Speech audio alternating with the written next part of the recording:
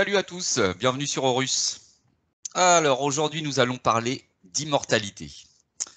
Puisque le fait de concevoir que le monde dans lequel nous vivons est une matrice, cela signifie que nos consciences ou nos âmes empruntent un véhicule terrestre, une enveloppe charnelle, pour expérimenter dans cette matrice. Cela nous amène donc sur le principe de réincarnation, puisque apparemment nous pouvons switcher d'un corps à un autre pour vivre plusieurs expériences. Cela engendre aussi du coup le concept d'immortalité, puisque apparemment notre âme serait immortelle. Et donc pour aborder ce sujet, j'ai le grand plaisir de réinviter aujourd'hui Bruno Pouchet. Salut Bruno, comment vas-tu? Salut Jérôme, ça va bien et bonjour à toutes et à tous. Bienvenue pour la seconde fois sur Horus. Oui, fallait oser. Bah ouais, on a abordé un gros dossier ensemble, celui du pacte sacré. Donc très très gros dossier. Tu nous as exposé pas mal de choses sur tes recherches, tes conclusions. Et on a continué à discuter en off de tout ça. Et puis justement, on s'est mis d'accord de refaire une petite émission pour justement, parce qu'on n'en avait pas trop parlé, légèrement sur la fin, mais de cette fameuse immortalité de l'âme. Et donc, voilà, moi je suis très content de te réinviter sur Horus pour compléter un petit peu tout ce que tu nous avais expliqué la première fois. Donc, Eh tu es bien, d'accord avec moi, le pacte sacré, déjà, c'est un gros dossier. oui, alors, d'ailleurs, je tiens un peu à, non pas à m'excuser, mais à demander pardon à ceux que j'ai un petit peu trop envahi de données, parce que c'est un dossier complexe et c'est vrai qu'on a vite fait d'être non pas confus, mais diffus. Et diffus par peur d'oublier des. Parce que c'est un domaine, le non-vu, bien sûr, où on n'a pas beaucoup de preuves de ce qu'on avance, si ce n'est une mise en intrication de beaucoup de choses et d'essayer de trouver la logique au travers de ces choses, c'est-à-dire l'équation qui relie les choses. Et effectivement, dans cette quête de savoir qui nous sommes, eh bien là, nous sommes face à une équation à mille inconnus et on a vite, on a vite tendance à se noyer. On peut vite Voilà. s'éparpiller parce que ça peut partir dans tous les sens. Mais Voilà. pour trouver, je dirais, un semblant de réponse à toutes ces questions, il faut partir dans tous les sens. Il faut tout explorer. Et moi, c'est ce que j'essaye de faire avec Horus. Voilà, on parle aussi bien d'ufologie, de spiritualité, voilà, de recherche, d'histoire, tout. Voilà, comme je l'avais dit avec toi dans le Pacte Sacré, on était à 100% dans Horus, dans tous ces domaines. Oui. Alors pour essayer justement de ramener à chaque fois chaque sujet dans une ligne directrice, c'est compliqué puisque c'est plein de ramifications, c'est plein de branches. Et je sais que en plus le temps nous a un petit peu compté moi sur les vidéos que je propose parce que je veux pas non plus faire des vidéos de 3 heures. Donc c'est compliqué en 1 heure ou 1h30 d'expliquer ce que tu as toi compris en 50 années de vie. Hein, tu es d'accord avec moi Bruno? Ouais. Donc justement, avant de développer ce thème passionnant de l'immortalité de l'âme, moi je voulais qu'on essaie de refaire, qu'on essaie de refaire ensemble un petit condensé de ce pacte sacré. Pour ceux qui n'auraient pas vu la première vidéo que nous avons fait ensemble, je les invite à aller la voir. Mais est-ce que tu peux, je dirais dans les grandes lignes, respecter ce fameux pacte sacré? Il peut le faire. Il peut le faire. Il le fait. On y va. Allez, il le fait. Alors, le pacte sacré, déjà, ce que j'ai pas dit la dernière fois, qui est intéressant quand même à noter. Donc, c'est l'évolution donc de Sapiens depuis ses origines. Il s'agit donc de nos origines, ce que nous sommes au plus profond de nous, et donc notamment dans cette notion de corps et âme dont on parle tant, et d'incarnation. Et donc, effectivement, dans ce sens, nous pourrions être soit le fruit d'une incidence, ou du moins l'objet pour l'instant d'une incidence ou l'objet d'une expérience. Donc je m'explique, une incidence, donc par exemple une société avancée qui aurait la capacité mécanique, qui aurait des engins capables d'aller sur d'autres planètes, donc pour eux des exoplanètes, comme on les appelle, mais qui serait face au même dilemme que nous, qui n'avons pas ces engins, de ne pouvoir voyager plus vite que la lumière corporellement, c'est-à-dire dans notre entité organique. donc contraint de se transformer de toute manière, dans un cas comme dans l'autre, en énergie condensée, donc qu'on peut appeler une âme, hein, et qu'on peut comparer à une batterie de voiture, mais consciente, hein, à l'état de conscience. Comme tu l'avais expliqué dans la première Voilà. vidéo. Ok. Et donc, il est évident, on va juste légèrement survoler le premier cas d'incidence. Donc, il est évident, par exemple, les problèmes, tous les problèmes dont on peut parler, mais il y en a tellement. Dans un cas d'incidence, donc imaginons nous, par exemple, dans quelques temps, capables d'aller sur une autre planète, qui débarquons sous forme d'énergie, et qui, bien sûr, conscient, hein, en nous plaçant dans un accélérateur de particules pour devenir énergie condensée, et débarquer sur une planète à l'état d'énergie condensée, donc en expliquant aux êtres sur place, selon leur évolution, alors sachant ou ne sachant pas ce qui s'y passe, et donc étant déjà pertinemment conscient que nous ne retrouverions jamais notre état d'origine, c'est-à-dire notre corps d'origine. C'est ce qu'on avait dit ensemble. Voilà, là, tu sais que tu tailles la route, mais tu reviendras jamais chez toi, hein, déjà. Et donc, conscient de ça, donc, on pourrait même imaginer que ces gens aient eu une attitude quelque peu, pas conflictuelle, mais d'arriver un peu en terrain conquis, hein, et posséder carrément les gens sur place. Hein, les personnes, la civilisation sur place. Par exemple, en l'occurrence, si ça nous arrive à nous, donc on pourrait imaginer donc qu'une société est venue d'ailleurs et pénétrer Néandertal, excuse-moi l'expression, énergétiquement. Et alors là, par contre, tu vas tout de suite comprendre the big problem. C'est en m'intéressant à tout ça que j'ai avancé pas à pas. Hein. Donc après, c'est pas facile comme tu dis, de relater 57 années d'expérimentation comme ça. Où effectivement, je ne prétends pas détenir la vérité, loin de là. Et ça, on tenait à le préciser avec Bruno. Voilà, là, ce qu'on expose aujourd'hui, et moi, ce que j'expose dans toutes mes vidéos, je ne prétends pas que c'est la vérité. Moi, je donne la parole à des chercheurs qui me paraissent sérieux, comme toi, Bruno. Et moi, je trouve que je donne la parole à tous, puisque même si ça ne correspond pas à ce que certains spectateurs de Russes pourraient s'imaginer ou auraient compris eux, d'après leurs propres recherches. Donc voilà, moi je tiens bien à préciser que ce que tu dis, Bruno, ce n'est pas la vérité infuse. C'est une option qui est très intéressante. C'est une approche. C'est une approche très intéressante sur nos origines, sur l'origine de l'âme, l'origine du monde dans lequel nous vivons. Voilà, donc avec un but de ne pas choquer, de ne pas perturber, de ne pas faire voler les fondements d'autrui en éclats, c'est évident. Donc simplement partager, hein, un unique but de partage, pas non plus un but de notoriété ou d'argent, hein, tu le connais. Donc c'est simplement un simple but de partage, et aussi, on comprendra en fin d'émission, donc un petit peu d'avertissement à ne pas faire n'importe quoi aussi. Hein. Donc c'est voilà. Et donc on en était à, on va clore. Donc cette première option justement d'une civilisation extrêmement avancée qui n'avait pas d'autre choix que comme tu l'as expliqué, de déménager en fait. Mais et donc de trouver une exoplanète avec des êtres, on va dire, capables de recevoir cette âme condensée. Apte à recevoir, voilà. Apte à recevoir, donc le fameux pacte sacré. Mais il y aura une deuxième option aussi. Pourquoi pas aussi une expérience? Pourquoi pas une expérience? Alors pour terminer l'incident, juste une chose importante, c'est que déjà on peut s'imaginer que s'ils avaient voulu coloniser Sapiens sans lui demander son avis, eh on peut s'imaginer que Sapiens se serait liquéfié sur place. Pourquoi? Parce que fait l'essai de mettre, tu auras peut-être du mal de trouver une disquette de l'an 25000, ça va être ça le plus dur, mais imagine mettre une disquette d'ordinateur de l'an 25000 d'un ordinateur d'aujourd'hui ou des années 60, encore pire. Bon, là, il s'agirait d'un ordinateur des années moins 500 000, je ne sais pas si tu imagines un peu. Il va fumer, il va... quand tu vois qu'aujourd'hui, des gens qui font des EMI, moi ça a été mon cas, qui ont vu un peu trop de choses, peuvent entrer dans ce qu'on appelle les troubles obsessionnels compulsifs. Donc imagine, là ça ne serait pas des troubles obsessionnels, là ça serait vraiment...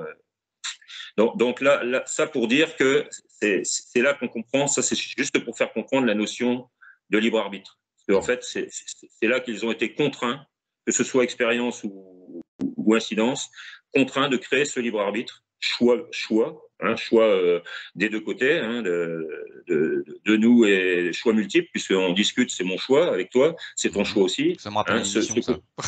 Voilà, ce côté choix et ce côté surtout fusible régulateur entre le corps et l'âme, hein, à diffusion lente. Voilà. Alors maintenant, on revient donc au côté donc expérimental. Donc pour moi, l'explication la plus probable, je répète, hein, je ne dis pas que c'est la vérité, ce qui me semble le plus probable, ayant parcouru de nombreux domaines comme la religion, comme l'ufologie, la vie, tout simplement, ce que je ressens au plus profond de moi, et surtout l'archéologie. Et notamment, tu le sais, les menhirs et dolmens, eh bien, j'en ai déduit cette chose. Et puis, comme par hasard, depuis 2012 que j'ai compris ce que j'appelais cette théorie pour moi, qui n'était qu'une théorie. Mais cette théorie, j'ai essayé de la démolir par tous les biais depuis, et je n'y arrive pas. Je rebondis. Donc voilà. Donc je ne dis pas que c'est vrai, je ne dis pas que c'est faux. Je dis que pour moi, c'est ce qui pour l'instant me semble le plus plausible. Et donc, pour moi, donc des civilisations, un genre de G20, comme je l'avais dit, qui aurait atteint le stade de science infuse, hein, science et sagesse, donc entremêlées. Donc, pour moi, cette civilisation arrivait à son apogée, c'est-à-dire étant partie d'un événement natal jusqu'à un événement d'accomplissement. Hein, donc, ça arrivait à un état tel de science qu'on pourrait d'ailleurs appeler conscience, puisque à un moment donné, quand on allie la science infuse et la sagesse, on pourrait presque parler de conscience. Donc, ces civilisations seraient devenues conscience, néanmoins mortelles, et il leur manquait qu'une chose, c'est le temps d'en profiter, donc l'immortalité. Donc, on peut imaginer qu'à un moment donné, ces civilisations aient été tentées de créer l'immortalité. Rien de plus facile, je pense, à leur niveau, puisqu'il suffirait de bloquer le processus de vieillissement cellulaire. Mais alors là, ils ont dû, je pense, très probablement se retrouver dans un dilemme, hein, de créer un égrégore d'immortalité où on s'ennuierait à en mourir. Oui, parce que vivre 1000 ans sur la même planète, dans le même corps, avec les mêmes amis, la même famille, à un moment donné, ça peut être… Un fan de Matrix, un fan de Matrix, imagine que je t'attache sur une chaise, les yeux bien écarquillés, puis que je te passe le film en boucle tout le restant de ton immortalité. Ouais, je pense que tu risquerais de m'en vouloir un peu. Ouais, comme tu l'avais expliqué, c'est ça. Comme dans Orange Mécanique, là, tu sais. Ouais, c'est ça. Hein. Bah, ouais, tu sais, le film-là est pas mal non plus. Hein. Et alors… partant de là, donc, je pense qu'ils ont dû se dire jamais plus jamais, puisque ce qu'ils venaient de créer là, c'est ni plus ni moins que l'enfer, le vrai. Hein. Et partant de là, alors ils n'ont pas été chercher le paradis, c'est nous sur Terre, mais ils sont allés chercher une immortalité qui soit viable, vivable, pérenne. Hein. Donc c'est là qu'on en arrive à l'incarnation. C'est-à-dire l'incarnation avec ce principe de libre arbitre, hein, enchevêtré, qui fait que à chaque fois qu'on revient, on a tout oublié et on recommence et tout va bien. Et puis en plus, on a ce passage dans une conscience altérée, hein, je dirais pas semi-conscience, ça ne veut rien dire, conscience altérée, hein, où la partie émergente de notre conscience pure de l'âme, c'est-à-dire de nous, au plus profond de nous, hein, de l'être, alors je explique brièvement pour ceux qui n'étaient pas là, donc pour moi, je pense que la seule façon de créer une âme, c'est de mettre quelqu'un dans un accélérateur de particules, hein, et d'obtenir un condensat énergétique, hein, qu'on peut qualifier d'âme, hein, en ce qui concerne un être vivant, un être organique, pensant, vivant, hein, et sensible.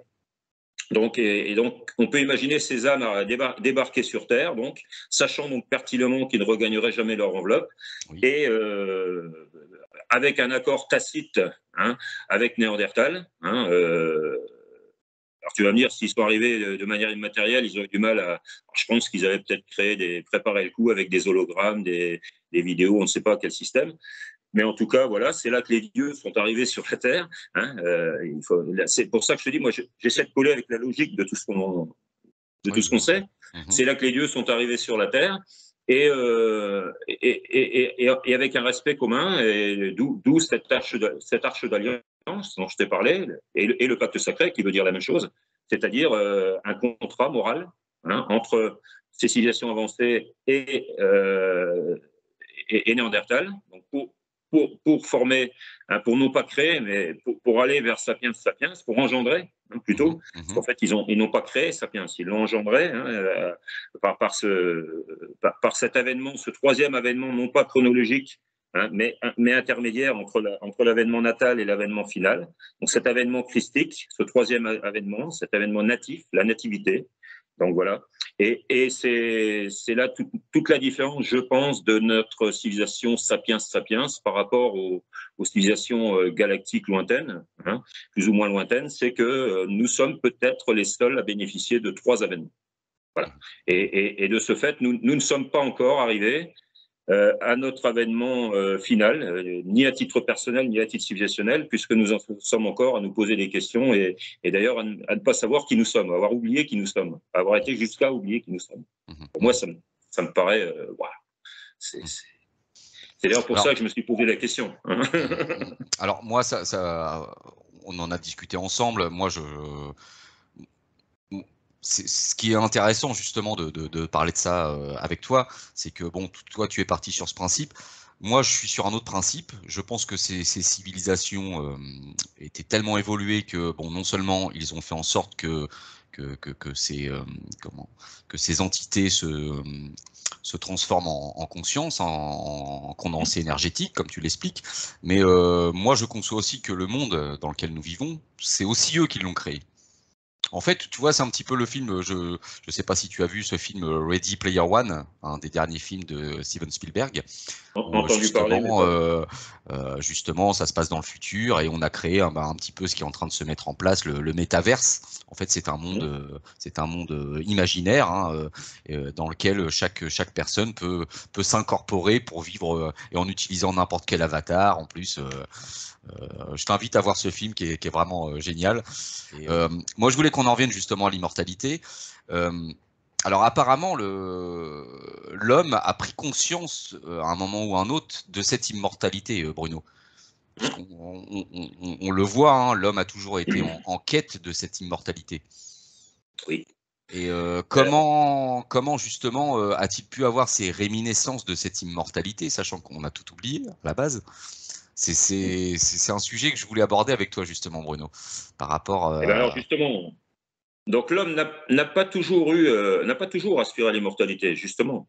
Je te reprends un peu à ce niveau-là, parce que justement, on s'aperçoit qu'il a la meilleure preuve de savoir à peu près quand il a commencé à aspirer à l'immortalité, parce qu'on va un peu aborder le où, quand, comment, en fait, hein, de cette immortalité. Donc le quand, ben, c'est tout simplement quand il a commencé à faire des rituels, laissant penser à un après-vie. Hein, c'est-à-dire soit à brûler ses morts, à les momifier, à les enterrer et à joindre des objets rituels. Avoir un respect pour le véhicule terrestre. Voilà. Donc, justement, il avait pris conscience que voilà, le corps terrestre, bon, c'est une chose, mais il fallait aussi le respecter. Bon, on retrouve ça dans de nombreuses cultures, hein, la momification, l'embaumement, comment lui faire des funérailles, des tombeaux, etc., etc. Donc, ça, on le voit dans n'importe quelle civilisation à travers la planète, hein, qu'on soit en Chine, qu'on soit en Amérique du Sud, tout est arrivé un petit peu en même temps. D'ailleurs, on est très surpris de retrouver ce principe de momification, je dirais, d'un bout à l'autre de la planète, alors en que Amérique du Sud et comme en Égypte, par exemple, hein, mais aussi au Japon, je crois, et alors que ces civilisations ne devaient pas se connaître, n'avaient pas de contact. Donc, comment ont-elles pris conscience de ce respect des morts qu'elles devaient avoir en même temps, enfin, quasiment sans Internet, hein, sans rien. Donc c'est là qu'on, je vais pas dire qu'on ne peut que, parce que là, encore une fois, on pourrait dire que je me prends pour Dieu, mais non, c'est là qu'on peut évoquer au moins une présence galactique, puisque pour que tous les humains sur le globe, on n'était plus à l'ère de la Pangée, hein, les continents étaient déjà séparés. À l'époque Homo sapiens sapiens, hein, même si on peut dater aujourd'hui, on sait qu'on a retrouvé des ossements de sapiens sapiens qui ont 350 000 ans, donc on peut imaginer même, pourquoi pas, jusqu'à 500 000 ans. Mais bon, à cette époque-là, les continents étaient déjà séparés. Et donc, comment effectivement arriver à à cet état de fait généralisé, hein, sans communication possible. Hein. Et donc, c'est déjà une preuve qu'il s'est passé quelque chose avec l'avènement de Sapiens Sapiens. Et donc pour répondre maintenant à ta question, comment ou pourquoi immortalité, eh bien déjà il faut savoir que avant d'essayer de comprendre la signification de l'immortalité ou même l'aspiration à l'immortalité, le mot simplement. Alors, regarde, des mots comme beauté, on a pu les inventer que parce que on avait contemplé des choses qui étaient jolies, qui nous, hein, qui faisaient, qui remuaient nos sens. Voilà, on avait des émotions. Des émotions, voilà. Alors, dis-moi voir un peu comment on pourrait inventer le mot immortalité sans l'avoir vécu, sans l'avoir vu. Est-ce qu'il n'y avait pas déjà des expérienceurs à cette époque-là et qui sont passés de l'autre côté du voile et qui sont revenus, qui ont dit attendez, de l'autre côté c'est pas fini, hein, il y a encore limite c'est la vraie vie de l'autre côté. Donc va peut-être falloir qu'on prenne ça en considération et voilà, peut-être aussi. Peut-être, mais regarde si effectivement avant Néandertal n'avait pas eu cet avènement christique d'âme qui a pénétré en lui, donc bon, il n'a pas pu se réincarner jusqu'alors. Et là, effectivement, à cette époque-là, ont pu apparaître les premières EMI, effectivement, ce que tu dis est très intéressant et on ne l'avait pas évoqué ensemble. Voilà. mais c'est vrai qu'avant, bon, tant qu'il n'y a pas d'incorporation d'âme dans un véhicule terrestre, voilà. il ne peut pas y avoir de EMI. Voilà. Tout à fait. Donc, à partir du moment où le processus est parti, voilà. Donc la notion d'immortalité, elle a pu apparaître un peu comme ça. Elle a pu, bon, ça m'étonnerait que des êtres humains aient assisté et pu voir des êtres immortels vraiment. Je vais te donner mon avis encore une fois sur la question. Moi, je pense que l'homme, les premiers sapiens, bon, si effectivement il y a eu cette expérience, je pense qu'il y a eu des visites régulières, au moins au début, de galactiques. Et je pense que cette relativité existentielle dans l'évolution, hein, on fait que quand même, bon, je pense que, je sais pas, ça nous arriverait nous aujourd'hui. Hein, et pourtant, il y aurait beaucoup moins d'écart qu'à l'époque avec les premiers sapiens. Hein, ben, je crois qu'on en tomberait sur le cul, comme on dit. Hein. Donc, imaginons un peu ce que ça a pu provoquer. Alors, si tu cumules ce mal-être engendré par cette relativité quand même très importante dans le civilisationnel, si tu cumules à ça cette sensation d'immortalité, tu vois ce que ça peut donner. Ça peut donner, des dieux immortels sont descendus sur la Terre. Alors qu'ils ne sont pas plus dieux qu'immortels, c'était tout simplement des gens avancés par rapport à nous, aux premiers sapiens, et les immortels, en fait, c'était pas eux, c'était nous, si tu as compris ce que... donc c'est assez intéressant de discuter de ça, je ne dis pas que j'ai raison. Hein, et donc, ce que je voulais te dire, ce qui me semble intéressant à comprendre, et puis en plus qui colle parfaitement avec notre système d'aujourd'hui, avec notre vie d'aujourd'hui, c'est pour ça que je dis toujours que j'essaie de rester dans l'équation qui relie tout, la religion, la vraie, l'archéologie, la science, le ressenti, la vie, de tout. Et là, on peut donc imaginer que donc déjà pour inventer ce mot, hein, il a fallu si ce n'est pas donc le voir, puisque je ne pense pas qu'il l'ait vu, bien ça a été tout du moins le ressentir. Et je pense que c'est ça qui s'est passé. C'est que les premiers êtres humains sapiens sapiens, hein, pas les premiers êtres humains sur Terre, les premiers sapiens sapiens, tout d'un coup, il s'est passé quelque chose en eux où ils ont ressenti un sentiment d'invulnérabilité, d'invincibilité, de tout ce qui caractérise l'immortalité, et ne sachant l'expliquer, le comprendre, le voir, le constater, en avoir la preuve formelle, eh bien, ça a dû commencer à créer en eux un tiraillement énorme. Hein, quelque chose de quasiment insoutenable, et qui les a poussés, déjà, qui les a poussés à évoluer d'une certaine manière. Et donc, n'ayant absolument pas conscience qu'il était immortel, eh bien, il s'est mis à être en quête d'immortalité. Et c'est là le plus gros problème, je pense, de l'humanité aujourd'hui. Est-ce qu'on pourrait aussi imaginer, je ne sais pas, je me fais cette réflexion, que les premières incorporations qui ont eu lieu sur Terre, en fait, on n'avait pas effacé la mémoire il faut que j'essaie de me faire comprendre. En fait, nous, aujourd'hui, nous incorporons dans un véhicule terrestre. À la naissance, on n'a plus de mémoire. Pour pas se rappeler qu'on vient s'incorporer, vivre une expérience. Est-ce qu'on ne pourrait pas imaginer que les premiers expérimentateurs de ce concept, on leur a pas effacé la mémoire? Donc en fait, ils venaient sur Terre avec la conscience d'être immortel et de venir vivre une expérience. Et que là, malheureusement, on n'est pas tous égaux et il y en a qui ont fait n'importe quoi peut-être, parce qu'ils se sont dit je m'en fous, moi je suis là pour vivre une expérience, de toute façon on est dans un jeu vidéo entre guillemets, et il y en a qui ont fait du gros n'importe quoi. Donc là, des gens, ils avaient pris conscience de l'immortalité de l'âme. Et puis à un moment donné, ils se sont dit, bon là, l'expérience, ça part en cacahuète, il y en a qui font n'importe quoi, on va peut-être effacer la mémoire au moment de l'incorporation, pour éviter justement qu'il se passe n'importe quoi. Pourquoi pas, oui. De toute façon, il y a forcément eu des essais, ça m'étonnerait qu'ils aient matché du premier coup, parce que le plus complexe, je pense, ça a été de créer ce mécanisme subtil qu'on a un peu trop tendance à négliger, à oublier, qui est le libre arbitre.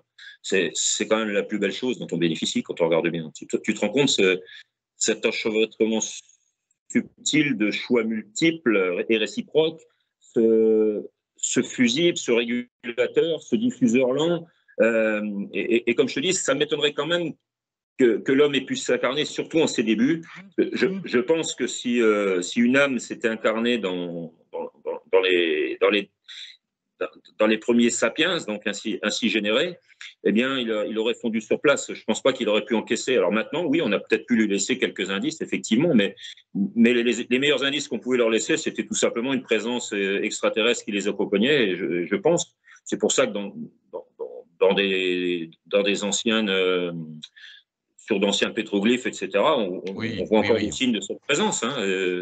Moi, j'essaie d'être logique toujours. Non, mais c'est vrai que j'en ai parlé avec Egon Kregel et le phénomène ufologique est très, très ancien.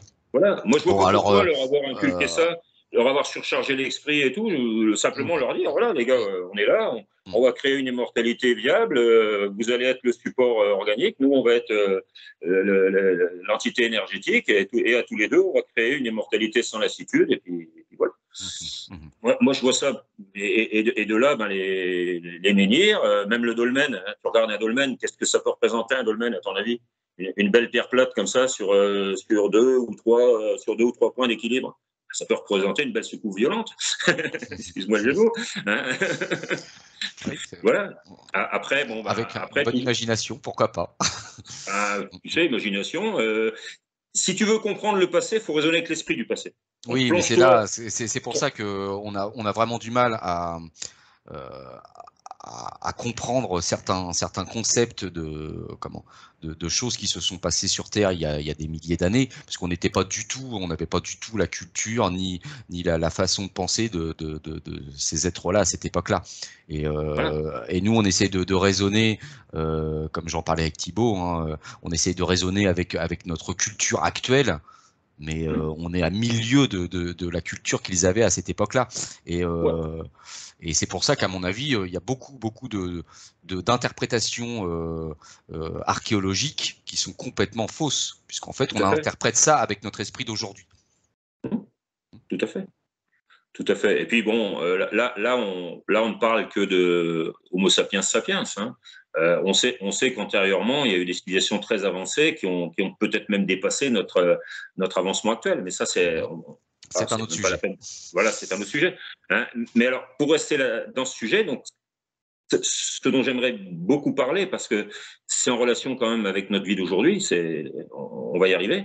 Donc, c'est que dès lors, donc l'homme a été tiraillé, hein, a été tiraillé par ce besoin d'immortalité, cette quête d'immortalité. Et alors là, alors je vais pas dire qu'il a usé de tous les moyens, puisque non, il n'a pas pu user. Il faut encore revenir dans le temps. Hein. À cette époque-là, les seuls sous-pouvoir, on va dire, qu'il avait par rapport à cette immortalité, qui est le pouvoir absolu, un pouvoir pour moi ne nuisant pas, hein, ne nuisant pas autrui. Donc pour moi, le seul pouvoir qui existe, c'est l'immortalité. Donc tous ces pseudo-sous-pouvoirs, en fait, ne sont que des rapports de force. Et les seuls rapports de force qui pouvaient exister à l'ère néandertalienne, donc avant Sapiens, c'était la force physique, évidemment. Hein, la force physique sur l'animal ou sur l'être humain, et puis le rapport sexuel, évidemment. Hein, si maman elle veut pas, tu te la mets sur l'oreille. Et puis un peu les rapports de domestication des éléments, quoi. Par exemple, le feu.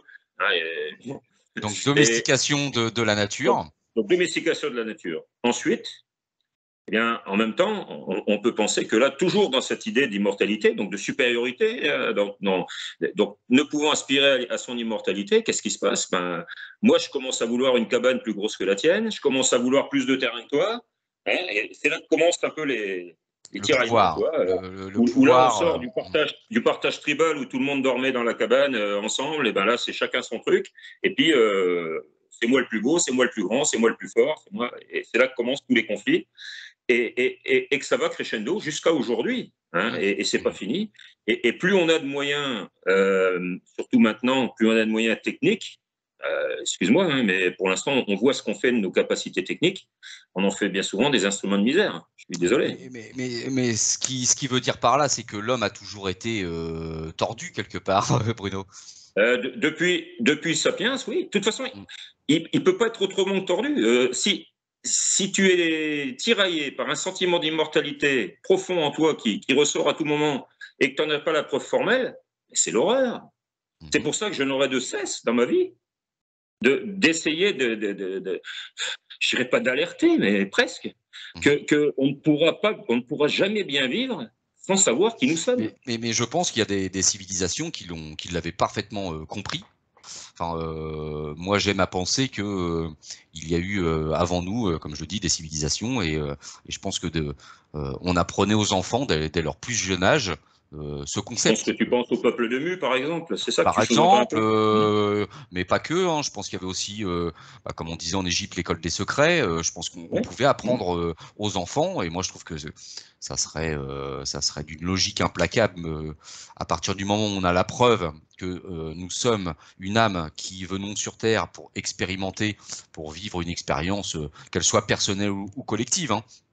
À partir du moment où tu inculques ça aux enfants, on change la face du monde. Ah ben, c'est toute la base de l'éducation. Hein. C'est ça. L'éducation aujourd'hui, elle vise plus à perdre l'être humain et à le diviser. L'éducation aujourd'hui, malheureusement, c'est on va t'apprendre à savoir compter, à savoir parler, à savoir machin, parce qu'il faut que plus tard tu aies un travail pour rentrer dans savoir exercer un pouvoir contre les autres, en fait. Voilà, et puis, oui, et puis être le meilleur, le plus beau, c'est ça qu'on t'apprend à l'école. Voilà, et puis, être le premier, le plus grand, le plus beau. On te matraque de pubs voilà, c'est que ça la pub, c'est voilà, tu vas acheter la voiture, la dernière voiture, parce que tu seras mieux que ton voisin qui a une voiture pourrie, et puis L'Oréal parce que je le vaux bien, et puis enfin tu vois, c'est la télévision, vision téléguidée. Voilà, c'est ça.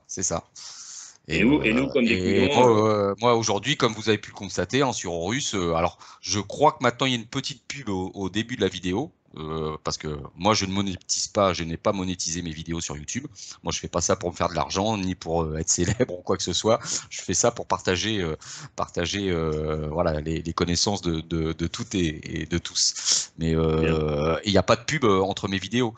Et moi ce qui me répule le plus en ce moment, c'est la publicité, quoi. Je supporte plus la télévision. J'ai l'impression que c'est une boîte à pub où entre temps on te met un petit film, un petit truc comme ça. Mais c'est de la pub, c'est de la pub. Voilà, mais c'est ça, en plus, il te repasse des trucs des années 80. Pas bien compris, hein. Voilà, donc il te repasse des vieilles séries des années 80, et là, coupure pub. Mais c'est que ça. Et moi, ça me sort par les yeux. Je suis encore allé faire le plein d'essence hier.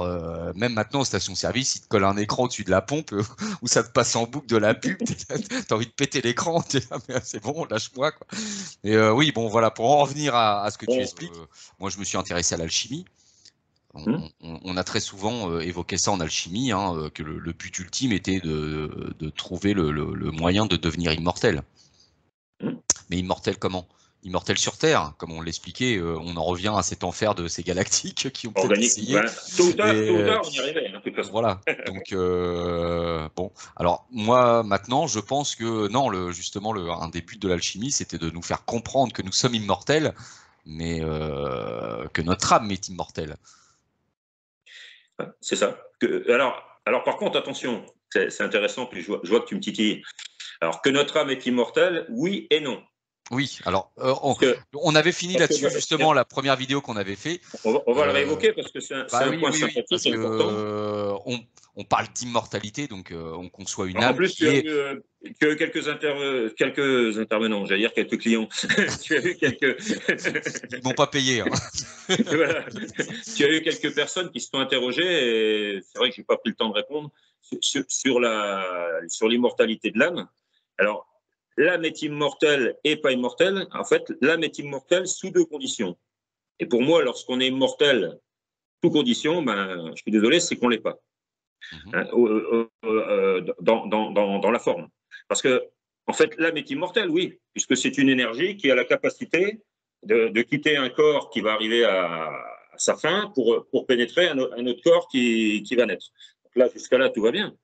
Mais il y a deux choses, par contre, qu'il ne faut pas négliger. Première chose, cela sous-entend, cela entend même, sous-entendre, ça ne serait pas grave, cela entend une lignée. C'est-à-dire qu'il y a une lignée organique. Puisque, comme je l'ai expliqué, je ne vais pas revenir trop là-dessus, mais je le dis sommairement, puisque une âme, c'est un peu une batterie de voiture, sauf qu'une batterie de voiture a besoin d'un alternateur pour perdurer, durée de paire, ou perdurer en un seul mot, et nous avons besoin aussi, nous, âmes, avons besoin d'un alternateur pour perdurer. Cet alternateur, c'est notre corps. C'est-à-dire, c'est notre corps qui évolue selon une conscience psychique. Et cette conscience psychique, qu'est-ce qu'elle fait?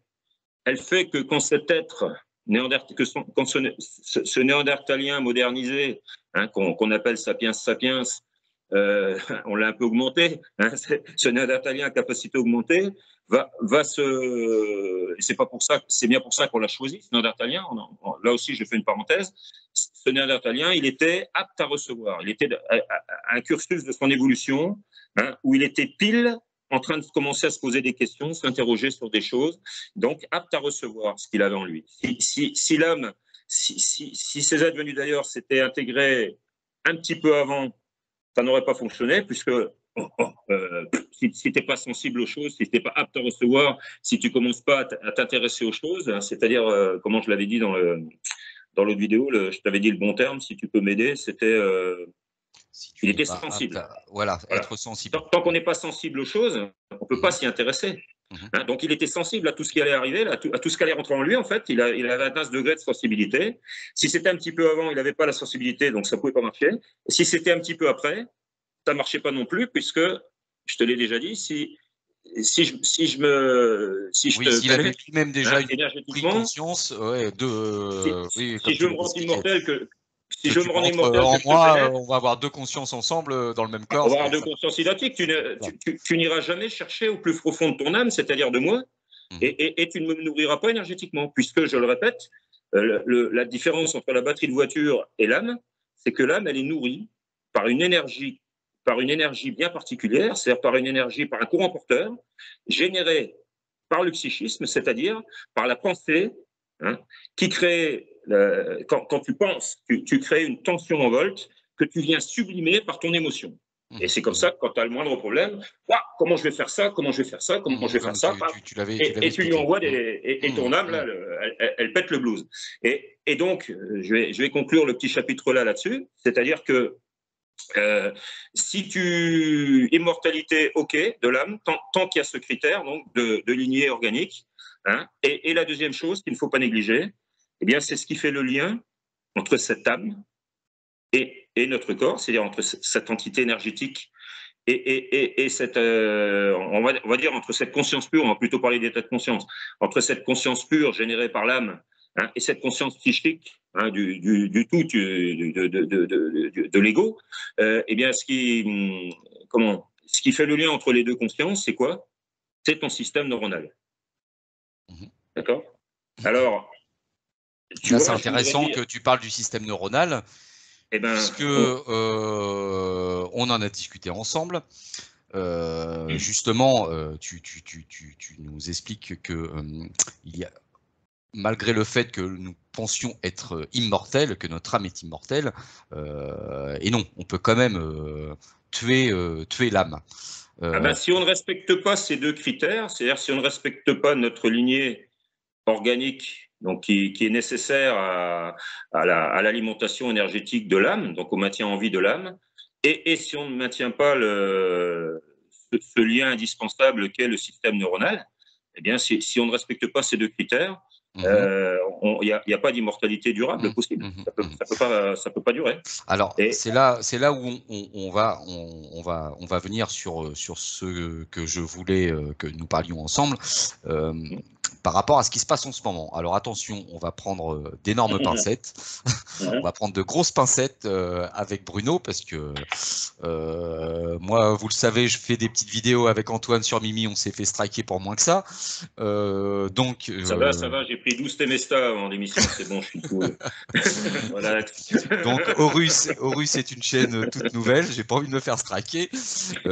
Donc on va employer des termes pour que l'algorithme YouTube Ce soir, je suis athée Mesta. L'autre fois, j'étais à tes côtés, là, je suis athée Mesta. Donc, pour essayer justement d'aborder ce que nous allons dire sans aller droit au but. Ça fait plus de 2 ans maintenant. Il y a un phénomène qui se passe sur Terre. Tout le monde est au courant, hein, à moins de sortir d'une grotte, d'avoir été enfermé dans une grotte depuis 5 ans. Vous savez tout ce qui s'est passé. Et je dirais que on nous a un petit peu forcé. Alors c'est là où c'est subtil. On va en parler aussi par rapport à ce libre arbitre. On nous a un petit peu obligés à aimer la soupe. Voilà, à prendre la soupe. Hein. On va appeler ça la soupe. Justement, c'est là où c'est pernicieux parce qu'on parlait du libre arbitre. On ne peut pas vous obliger. C'est-à-dire que vous n'allez pas à l'armée qui va débouler chez vous pour vous faire boire votre soupe de force. Là où ils ont utilisé un stratagème bien pernicieux, c'est que en fait ils ont pondu des lois qui en fait, même si vous ne le voulez pas, si vous voulez pas perdre votre emploi, si vous voulez continuer de vivre normalement, il fallait prendre votre soupe. Voilà. Et donc en fait, c'est là où je dis c'est pernicieux, c'est qu'en fait ils ont chanté votre libre arbitre en amenant les personnes à aller d'elles-mêmes faire cet acte. Voilà, d'aller manger votre soupe de vous-même. Donc en fait là, on vous oblige pas, c'est vous qui le faites. Même si derrière tout ça, il y a des obligations qui sont cachées. Surtout que je peux te rajouter quelque chose qui relève de la science-fiction, mais dans le prolongement de ce qu'on a dit, on pourrait imaginer qu'avec les technologies actuelles ou futures, un jour, sait-on jamais, hein, on fasse une soupe particulière qui porterait justement atteinte à ce système neuronal non seulement nécessaire, mais indispensable.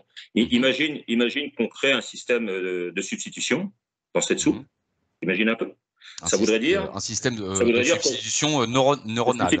Ouais. Ça voudrait dire qu'on aurait la capacité, qu'on a la capacité de prendre un petit peu le contrôle et de séparer l'âme. Prendre le contrôle déjà. Mais cette âme, alors justement, elle va se diluer, elle va être éjectée. Comment ça pourrait se passer? Ah ben, si ce que je te dis est vrai, ça reste une théorie, mais je te dis ça colle quand même pas mal avec beaucoup de choses. Mais si malheureusement, tu vois, je peux pas être plus humble. Si malheureusement ce que j'avance est vrai, et on le saura bientôt, eh bien, si se passait un jour une chose comme ça, qu'on mette dans une soupe quelconque un système neuronal du moins quelque chose qui pourrait engendrer un système neuronal de substitution, eh bien, alors qu'il pourrait être commandé par fréquence ou pas, eh bien, sachant qu'on dégage déjà nous des fréquences, donc il n'y a peut-être pas besoin de fréquences extérieures. Donc ça pourrait générer à un moment donné la séparation corps et âme. Et dans ce cas-là, effectivement, l'âme mourrait puisqu'elle n'aurait plus de lien, hein, parce que je ne pense pas que la nature tolérerait un tel système neuronal de substitution qui relèverait du bricolage. Hein, donc là, je pense que là, ça serait moi, ce que j'imagine, si ça m'arrivait, imagine, je bois une telle soupe, là, je bois une telle soupe, le truc diffuse en moi, le système neuronal de substitution se forme dans mon cerveau, c'est-à-dire que la soupe passe la barrière hémato-bloom et le processus se met en route. Et ben, je pense que à l'instant même où l'âme se casse, tu blackout, il n'y a plus rien. C'est-à-dire que tu t'en rendrais même pas compte. Voilà. Et là, qu'est-ce qui subsisterait, pardon? Bien, il subsisterait ton corps, c'est-à-dire, en gros, une enveloppe à apparence Jérôme d'aujourd'hui, mais quelque peu néandertalien, si tu vois ce que je veux dire. Hein, peut-être pas à ce point-là, mais entre les deux. Et en tout état de cause, je pense une personne dépourvue de conscience. Parce que tu sais que et donc, malléable à souhait, on pourra en faire ce qu'on veut. Quoi. Malléable à souhait, bien évidemment, puisque si tu n'as plus de conscience, on fait de toi ce que l'on veut, un objet sexuel, un tas de pièces de rechange, un travailleur acharné, ou un pion-pion pour aller à la guerre, ce qu'on veut. Voilà, et ça, attention. Voilà, ça, je voudrais simplement dire ça, attention.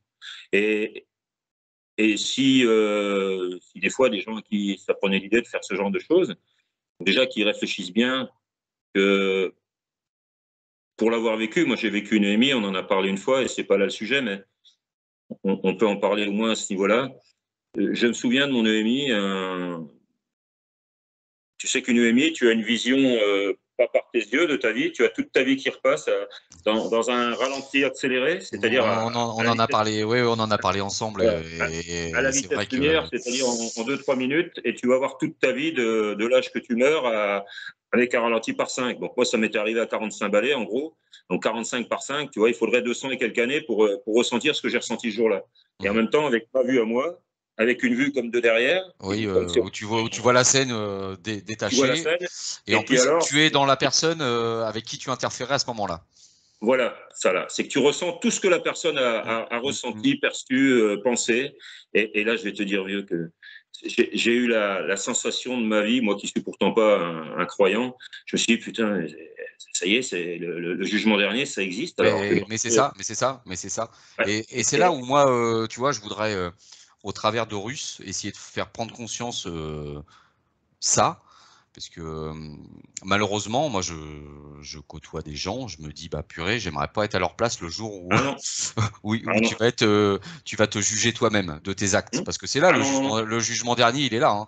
Il est là. Hein. Et moi, j'ai mis 2 ans à le comprendre. Tu te rends compte, j'ai mis 2 ans. Faut quand même être sacrément con. Hein. 2 ans à comprendre que tous ces doigts que je ressentais comme pointés sur moi. Alors, c'est là aussi que j'ai compris ce qu'était l'interprétation. Hein. Là, ça a été la leçon. Tous ces doigts pointés sur moi, en fait, c'était ma propre conscience. Et c'est là que tu t'aperçois que dans la vie, n'importe qui te pardonnera n'importe quoi, sauf toi, sauf ta propre conscience, sauf toi. Voilà. Je ne sais pas si tu comprends. Oui, alors oui, ces pauvres gens qui font le mal, alors qu'on fasse le mal à une échelle moindre parce que le mal est nécessaire, sinon il n'y a pas d'effet contraste, mais qu'on fasse le mal à ce point. Et je voudrais terminer, alors on a peut-être encore un peu de temps, si on a un peu de temps, ben, pose-moi quelques questions. Mais on va arriver sur la fin, mais… Tu te rends compte, c'est toi qui vas être obligé de me tirer les verres du nez à la fin. T'as vu un peu les progrès que j'ai fait? T'as vu un peu que t'aimais ça comme première vidéo, j'étais là, on se calme Bruno. Et là maintenant, je dis, bon Bruno, encore. On évolue. Ah, c'est bien, mais… Non, mais la prochaine, ça sera la bonne. Allez, alors, jamais 203. Tu vois, je vais revenir sur une chose qui me paraît importante. Alors, moi, je voudrais justement, pour terminer cette vidéo, Bruno, la vie pour toi, c'est quoi? Foiré. Je l'ai fait à l'envers, en fait. C'était moi qui devais te la poser. Ben non, surprise, je l'ai fait à l'envers. C'est pas mal, ça. Joli coup. Ah. Eh ben, la vie pour moi… Alors, la vie, déjà, pour moi, elle a évolué depuis… La vie, c'est une éternelle remise en question. Mais alors, si je devais la qualifier en quelques mots, je dirais faire ce que l'on a à faire et ne jamais rien regretter. Voilà. Et oui, justement. Parce que très souvent, malheureusement, il y a beaucoup de témoignages, trop de témoignages là-dessus, où voilà, on est pris par le mouvement de la vie, le travail, les amis, les factures, la maison, le chien, le chat, etc. Et puis, à un moment donné, on se dit genre, oh, j'aimerais faire ça, j'aimerais aller dans ce pays, j'aimerais Et puis je te dis, on est Et on tiraillé le fait pas parce qu'on est parce que tiraillé besoin de. d'immortalité. Voilà, Ce besoin d'immortalité et à avoir. on arrive à la fin de nos jours, à la retraite, hein, à 70 ans, où on finit dans un fauteuil roulant, tout baveux, et puis on regrette, on se dit, j'ai pas fait ce que je voulais faire. Et c'est là où l'importance de la vie. Faites ce que vous avez envie de faire. Ah bah Alors oui. moi, après, très souvent, j'entends, on n'a qu'une vie. On n'a qu'une on a qu'une Ici. vie. Moi, j'ai qu'une vie ici en tant que Jérôme Maury, mais on a plein de vies derrière. Mais Alors celle tiens, que vous avez choisie en ce moment, faut la vivre à 100%. Et on il se ne fait faut une pas se paire de donner de petites frein. On se fait une paire de petites parenthèses sympas, ça va être sympa, tu vois. Tu disais, t'es comme moi, t'es pour l'intro. Alors, on n'a qu'une vie, on a machin, non. Alors, non seulement on n'a pas qu'une vie, mais on a une immortalité, je t'en ai déjà parlé, tridimensionnelle. Ça, c'est sympa de le rappeler. C'est un des trucs que j'ai envie de rappeler parce que c'est gai, parce que c'est positif, parce que ça fait du bien, ça rassure dans ce monde où on nous fait peur à tous les coins de rue. On bénéficie déjà d'une incarnation longitudinale, donc par trépas, c'est-à-dire successive. Hein. Donc une incarnation seule, hein, unitaire, successive. Et perpendiculairement à ça, mais parfaitement perpendiculairement, on bénéficie d'une incarnation simultanée de plans, hein, c'est-à-dire par effet miroir, où on peut s'incarner dans d'autres plans pendant notre sommeil, hein, pendant que le corps il dort, ce qu'on a déjà dit une C'est ce que fois, tu avais mais expliqué. je tenais à le rappeler. Donc je ne sais pas si tu vois comme c'est beau, bénéficier tout à la fois d'une immortalité par trépas successive, longitudinale, hein, et immortalité unitaire, c'est-à-dire on va immortalité par immortalité, et perpendiculairement, on a tout un tas d'immortalités possibles. On n'est pas obligé d'en avoir des milliards, mais on peut s'incarner à profusion, puisque dès l'instant que le corps y dort, on peut aller s'incarner ailleurs et vivre une autre vie, hein, sachant que l'espace-temps est distorsionnable. Eh bien, on peut imaginer revivre une autre vie sur Terre ou ailleurs, mais je À pense une sur Terre, époque en ce qui me concerne, différente, à une époque différente, à 2 secondes d'intervalle, à 10 000 ou à 10 ans, mètres d'intervalle, voilà. ou à l'autre bout de la Terre. Mmh. Et ça, c'est génial, quoi. Alors, et c'est pour ça, c'est pour dire aussi que si on bouffe un peu de merde dans cette vie-ci, je pense qu'on ne bouffe pas dans toutes les vies. Et dans la moyenne, je pense qu'on s'éclate. Et tu vois, si une soupe venait porter atteinte à ces processus, eh bien, je pense qu'il porterait même atteinte à tous ces processus dans tous les sens du terme, c'est-à-dire longitudinal et transversal. Ce serait une catastrophe.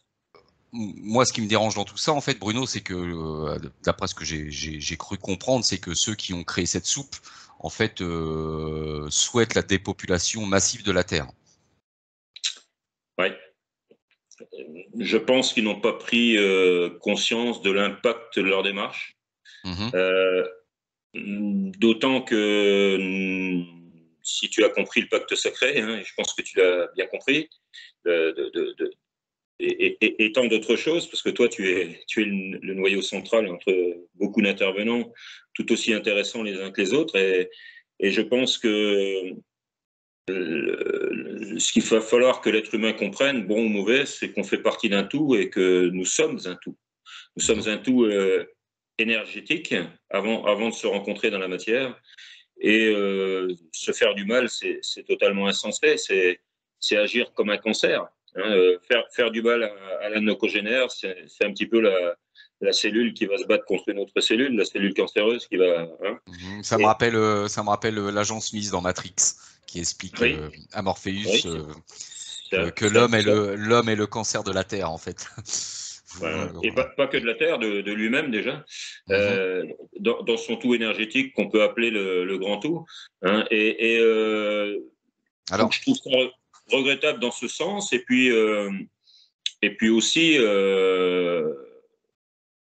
dans cette quête d'immortalité complètement débile, si tu as bien compris, parce qu'en fait, de ne pas avoir pleine conscience de notre immortalité, on va avoir on va été jusqu'au paroxysme de s'autodétruire, en fait, hein, de se détruire hein, pour chercher l'immortalité qu'on avait en nous.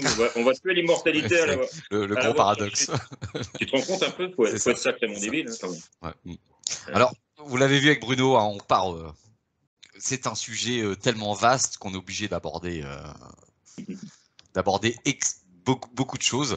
Et moi, pour conclure cette vidéo avec toi, Bruno, j'aimerais ton avis parce que on se rend compte que dans cette matrice, il y a je dirais tu les nommes les galactiques, hein, qui viennent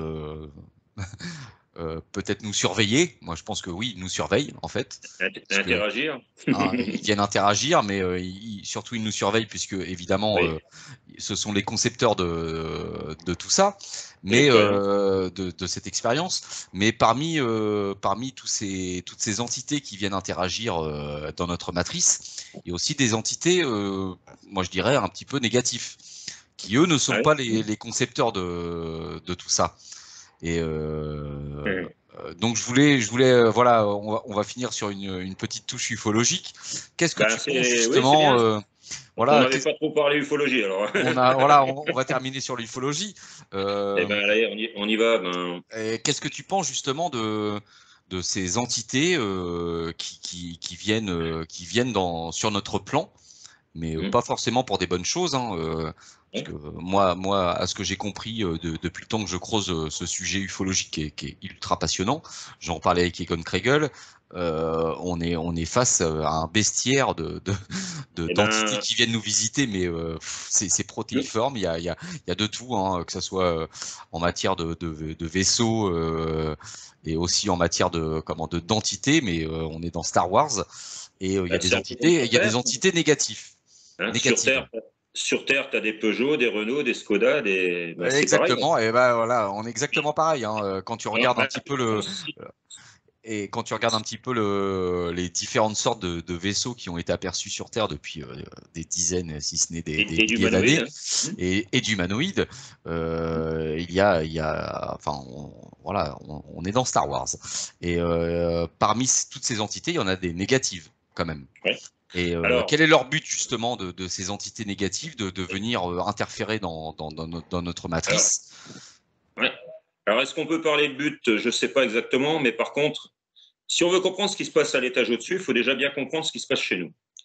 Donc aujourd'hui, regarde, aujourd'hui nous avons sur Terre donc X pays, je ne saurais même pas te dire exactement combien, mais une certaine quantité de pays, et puis nous avons le G20, qu'on appelle encore G20, avec je ne sais pas combien aujourd'hui, 27, je ne sais pas combien. Voilà, l'élite de ces pays, quoi. Voilà. L'élite, alors tout dépend ce qu'on appelle. Dans le bon sens ou dans le mauvais sens. Ouais. Est-ce que c'est l'élite sage ou est-ce que c'est l'élite fric? Ça c'est un autre sujet, mais bon, voilà. Donc en fait, nous avons on va dire une caste, hein, parce qu'on peut appeler ça une caste, qui décide. Hein. Et bien, on peut imaginer que il y a la même chose à un plan supérieur. Qu'il y a la même chose à l'échelon supérieur, et que quand il a été décidé de créer cette immortalité, eh bien, on a laissé certaines civilisations pour compte, qu'on n'a carrément pas consulté, comme on le fait nous avec certains pays. Hein, et tu sais très bien que quand on laisse certains pays de côté, ben, ils se manifestent de manière différente. Le pire sont les attentats ou des choses comme ça. Mais parce que bien évidemment, hein, on ne fait pas que de les laisser pour compte, on va aussi un peu piller leurs richesses, etc., puisqu'ils sont inférieurs à nous. Mais donc, on peut imaginer qu'au-dessus, c'est la même chose.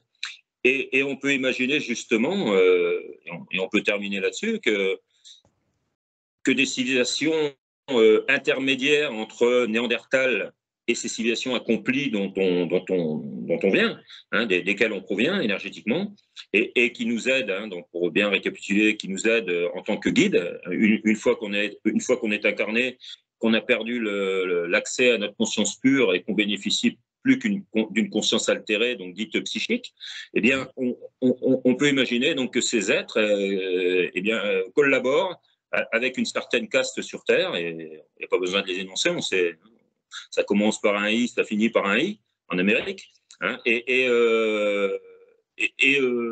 sont forts en bâtiment, mais pas alors il y a eu le pacte sacré, mais là il y a le pacte diabolique.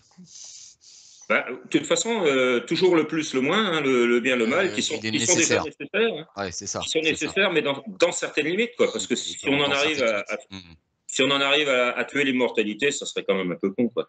Hein, je pense que là, il est temps quand même un petit peu d'ouvrir les yeux et d'arrêter les conneries, quoi. Bon. Et là, moi, c'est une suggestion, hein, puisque on se rend compte que lorsqu'on commence à zoomer, genre avec des microscopes à balayage électronique sur cette soupe, on se rend compte qu'il y a des choses qui sont extrêmement troublantes et qui sont, alors je vais pas dire qu'ils ne sont pas de notre monde, mais on a du mal à concevoir que on ait pu créer ça, ou alors on est complètement à la rue par rapport aux recherches. Non, non, on sait très bien qu'il y a des laboratoires, Oui, des lieux de rétro-ingénierie un peu partout sur oui, mais Terre. de rétro-ingénierie justement. Et est-ce Bien sûr, on leur aurait pas soufflé, on leur a pas donné bien sûr que si. certains ingrédients de cette soupe? J'en reviens à ce que je te disais quand j'étais jeune parachutiste, jeune et beau. Mon instructeur de combat me parlait de l'arme absolue, hein, qui serait un virus létal et pandémique, commandé à distance par des Oui, mais fréquences. on se rend compte que ce virus n'a pas fonctionné. Si, comme je te l'évoquais tout à l'heure, là j'ai dit un mot, il va falloir que je fasse un bip. Oui, oui, oui. Par rapport à cette soupe, on se rend compte qu'elle n'a pas forcément bien fonctionné. Parce que Alors attends, tu parlais de la peut-être soupe. que Alors je là, te parlais ça c'est de pas la soupe, là c'était dépopulation la. massive. Alors évidemment, si la dépopulation elle se produisait dans les quelques mois qui suivaient ce dîner, en parlant de soupe, Là, ce souper, c'est vraiment un dîner de con en plus, hein. ouais, Parce que c'est un là, dîner de con. Après ce souper, si c'était l'hécatombe, on commencera à voilà, les gens ils diraient bon, qu'est-ce qui se ah passe oui. là? C'est dû à ça. Non, Alors que là, ça a été bien étudié, hein, ça a t'inquiète pas, été hein. très bien étudié. Est-ce que c'est des effets à long terme?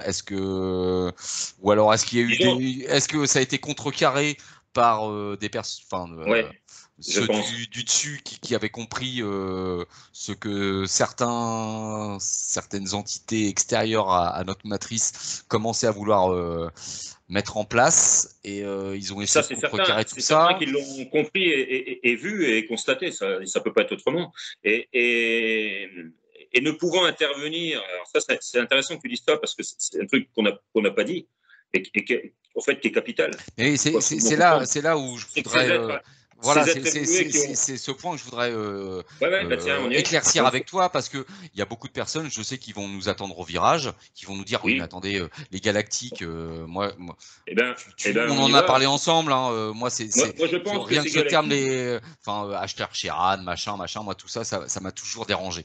Voilà, le côté New Age, ufologique, ça m'a toujours dérangé. Et Ouais. combien de personnes ont dit vous inquiétez pas, ils vont venir nous sauver, etc. Et puis on se rend compte que bah il y a rien qui se passe. Ah, mais Donc attends, de toute façon, pourquoi ils ne peuvent pas interagir, hein, justement par rapport à ça? le problème avec l'être humain, et surtout en matière d'ufologie, c'est que les galactiques que beaucoup appellent extraterrestres, mais moi j'aime pas parce que pour moi je t'ai déjà dit les seuls extraterrestres c'est nous et on serait plutôt extra con, hein. Alors est-ce que terrestre veut dire con? Je me pose des fois la question. Et extraterrestre, ce qui reste de nous après peut-être 500 000 ans d'évolution, pas grand chose puisqu'on sera même plus, on se rappelle même plus de qui nous sommes. Donc tu vois, donc le mot j'évite, tu vois, extraterrestre. Donc c'est pour ça que j'emploie galactique ou intergalactique. Mais Ouais, bon, mais galactique galactique, ça moi, ça suffit. me dérange parce que ça me fait penser confédération intergalactique, Ouais, ouais. Bon, comme ce que bah, je sais tu pas aimes appeler. comment on peut dire, mais On civilisation est, voilà, diverse. voilà. Hein.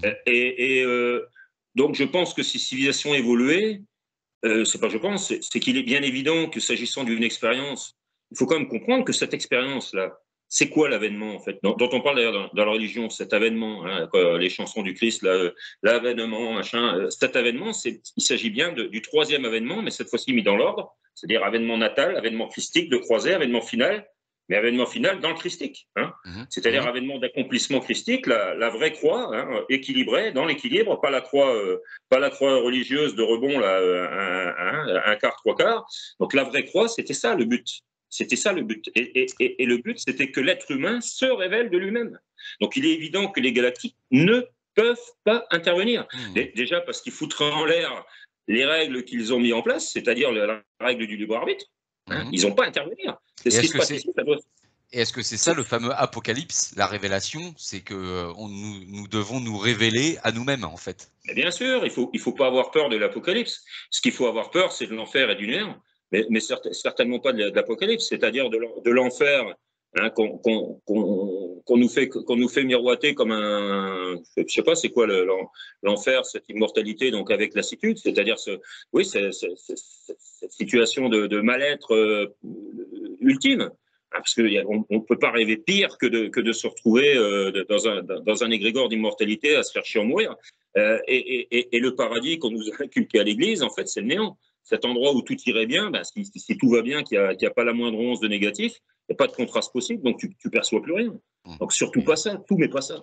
Entre guillemets, ouais. Excusez-moi de l'expression, tu te fais chier, quoi.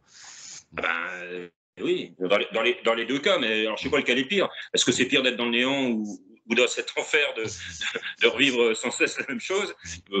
Je préférerais encore, tant qu'à faire, être dans le néant, parce qu'à la limite, tu t'en rends peut-être pas compte, mais en enfer, non. C'est ça. Bon, bah écoute, moi Bruno, je te remercie encore une fois d'être intervenu sur Horus. Comme vous avez pu le constater, avec Bruno, on aborde un sujet qui est tellement vaste, on est obligé de partir dans tous les sens. On n'a pas le choix parce que pour essayer de faire comprendre. Ça nous coûte parce que quand tu vois le prix de l'essence. C'est ça, en plus. Ça fait cher le plein. Hein. Ça fait cher le plein. Le plein de connaissances, il coûte cher en ce moment. Bon, bah écoute, Bruno, comme on dit, jamais 203. Moi, la porte est ouverte. Voilà, on a encore. Je sais que tu as beaucoup de choses à partager. Mais comme quand tu as un creux, parce qu'il faut. Tu vois, si tu me permets que je dise mon mot de la fin qui n'a rien à voir avec le sujet, bien c'est que déjà, je te félicite d'avoir fait cette chaîne qui fait un peu s'exprimer les gens qui n'ont pas trop, pour certains, un moyen de s'exprimer sur d'autres chaînes, bien souvent, qui sont un peu, peut-être pas les pestiférés, mais qui ne sont pas forcément acceptés sur certaines chaînes. Bon, il y en a quand même quelques-unes. Et puis, je n'ai qu'un mot à dire à tous les intervenants qui peuvent venir chez toi, c'est serrons-nous la main, ne nous tirons pas dans les pattes et surtout, prenons conscience de qui nous sommes. Je pense que c'est quelque chose, alors c'est pas parce que c'est moi qui en parle, là, il faut vraiment qu'on fasse fi de tous ces rapports de force, de toute cette aspiration à la notoriété, qu'on mette ça 5 minutes de côté. Pour moi, si ce que j'évoque est vrai, hein, le pacte sacré, et si ce qu'il y a dans la soupe et dans la contre-soupe surtout, est vrai, eh bien, il faudrait peut-être un peu se poser des questions et se demander si en ce moment on ne serait pas en train d'éponger 3 taches de lait sur la gazinière qui a débordé de la casserole pendant qu'on nous balance un pain de dynamite dans la Casbah, quoi. Exactement. Je sais pas si tu me comprends. Oui, tout à fait, tout à fait. Et c'est exactement ça. En ce moment, moi j'ai l'impression que ça fait 2 ans, 2 ans et demi, les choses s'accélèrent, et on laisse plus le temps aux gens de se poser 5 minutes et de réfléchir sur qui nous sommes et qu'est-ce que c'est que la vie, tu vois. Technique de guerre, sidération, peur, technique de guerre. C'est des techniques de combat. Des techniques psychologiques aussi. Voilà. Qui sont par des gens qui en plus sont de très bons prestigitateurs, parce que manipulateurs. Manipulateurs, prestigitateurs de renom, parce qu'ils savent... En fait, même sur un problème précis, ils vont te lâcher un bout du gâteau sur lequel tu vas te faire les dents. Par exemple, la dangerosité de tel produit, mais il y a pire que la dangerosité.